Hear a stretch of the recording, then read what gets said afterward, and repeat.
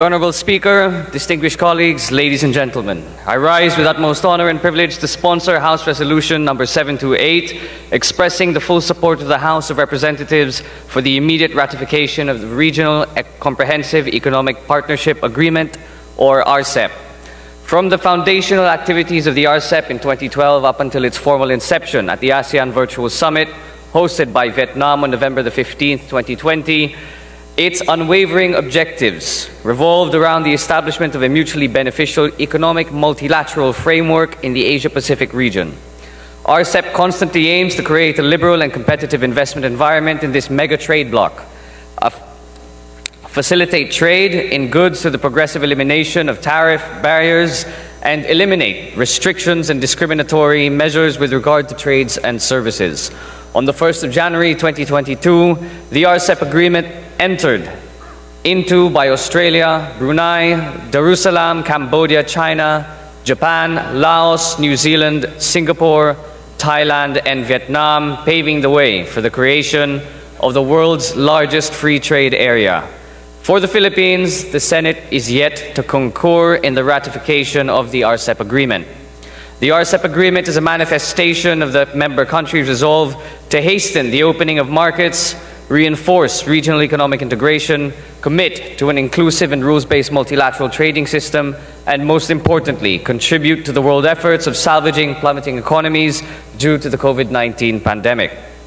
The Philippines, consistent with its constitutional mandate to pursue a trade policy that utilizes all forms of and arrangements of exchange on the basis of equality and reciprocity, has long been a signatory to various free trade agreements, including the 2010 ASEAN Trade in Goods Agreement,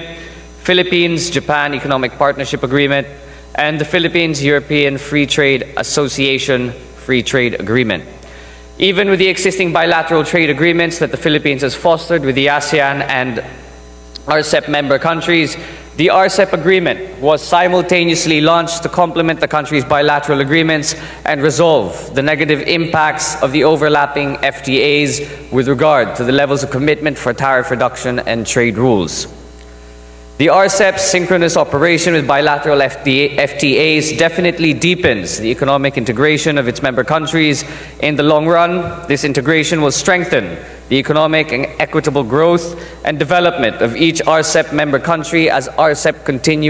continuously fine-tunes the mutually advantageous rules on trade, investment, and regional supply chains. Foreseeing the economic opportunities that we can gain through the agreement and in accordance with the 1987 Constitution,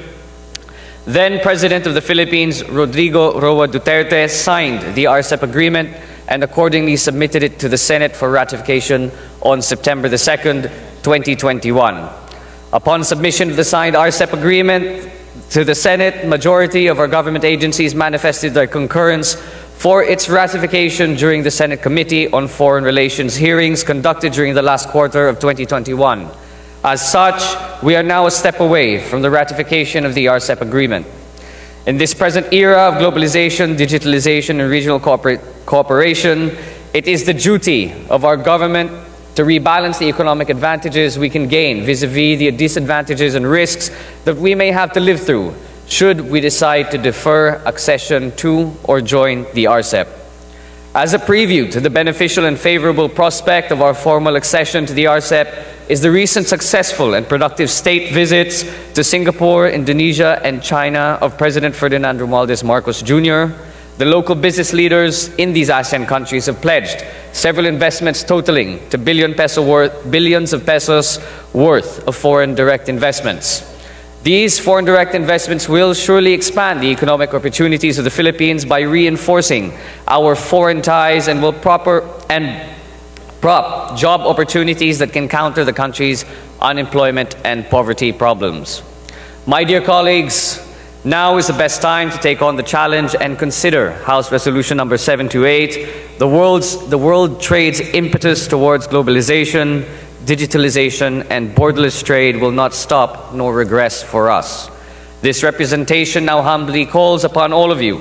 the esteemed members of this august chamber, to unitedly move for the adoption of this resolution, expressing the full support of the House of Representatives for the immediate ratification of the Regional Comprehensive Economic Partnership Agreement. Maraming salamat po.